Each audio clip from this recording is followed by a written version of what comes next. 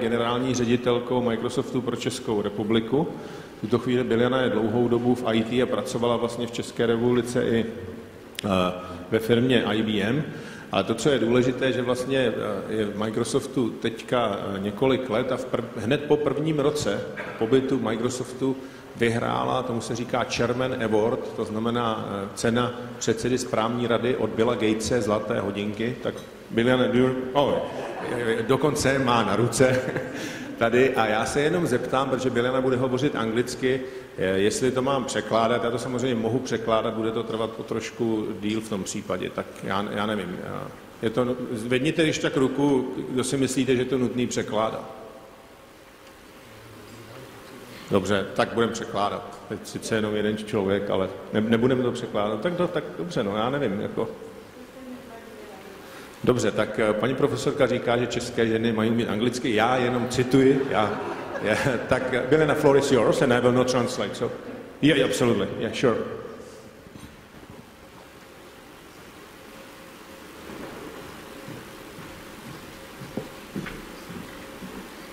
So, good afternoon, ladies and gentlemen. It's my pleasure to be here on this conference today.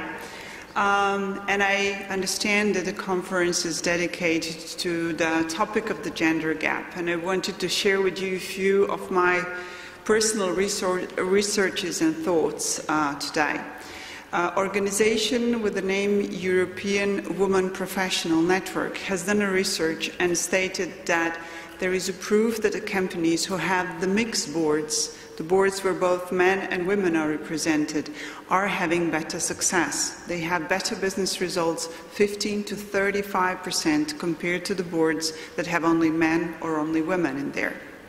There is a lot of hot debate recently also in Czech Republic and overall in Europe about the quotas, whether quotas are good or bad thing. Coming from business, I think quotas or key performance indicators in business are always good. When you put the KPIs in place, then you put a strategy, how you're going to make it, and then you drive the business to achieve the results that you have stated in front of yourself. So, as an example, in 2002 in Norway, they were the first country to introduce the quotas, and there was a lot of public debate about that this is a bad thing, that the country is going to go bust, that the companies are going to perform very bad. At that time, on the boards of the companies, there were only 7% of the ladies, and the country has set itself a target to be until 2015 at 40%. Today, they're at 36%. And the country is doing extremely well as the businesses. Somebody has done a research and said that in a case Norway would have not put these targets in place, the country will need 200 years in order to have these representations of women in the boards. If we look at the Czech Republic, the results are not so good. Czech Republic is in the European Union second lowest country with the representation of women in the boards of the companies that are registered at a Prague Stock Exchange. There are only 13% of women on the boards, and on the supervisory boards that percentage is low as 4%. Also, when we look at the gender gap, Czech Republic has lost the position within the last 15 years. From 1990 to today, it got even worse than it was before. On the other hand, the small and medium business, the privately owned companies, we see increasing number of the ladies who are the owners of the business and who are driving the business results in a very, very good way. Another positive trend in Czech Republic is the number of multinational companies who are having women on a top position or on the boards. And I can speak from the example of Microsoft that 5 years ago we decided we want to focus on attracting female talent to join the company.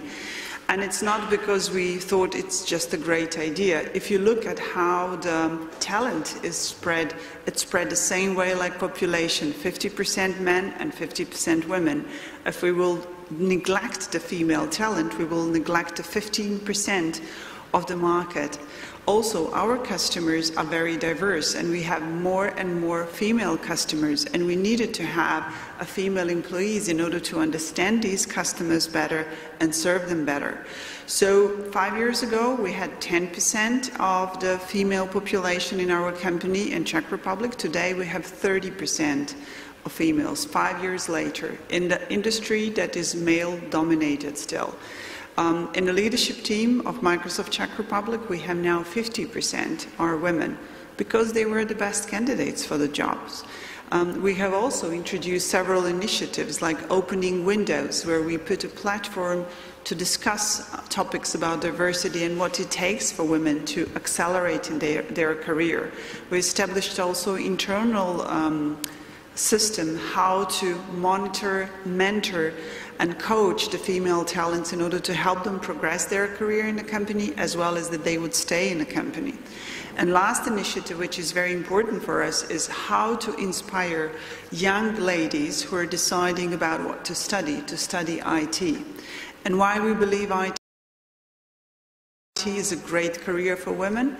I think IT is a great career for anybody. If you look today, unemployment rate among the young generation in Europe is 20%. In Italy and Spain, it's close to 50%.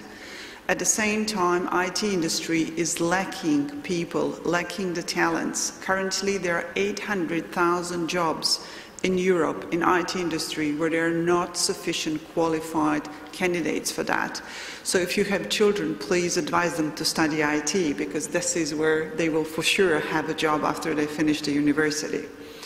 We talked about the gap, gender gap, but I think there is another gap that we need to touch today, which is also very important, and I think we don't pay enough attention to that gap, and it's a generation gap in our society.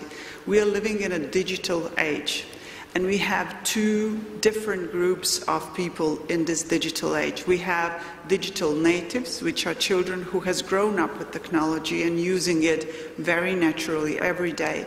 And then we have a generation of people who are 70 years plus old, who don't know to use Facebook to communicate with their grandchildren, don't know to use instant messaging or even SMSs.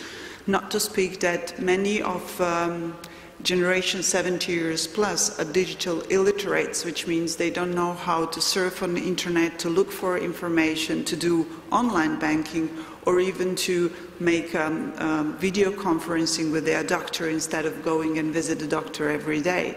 So I think what we need to do as IT industry, as in a society, really to help the generation of 70 plus old people to get a better integration in this new digital world that we are living. Thank you very much for your attention.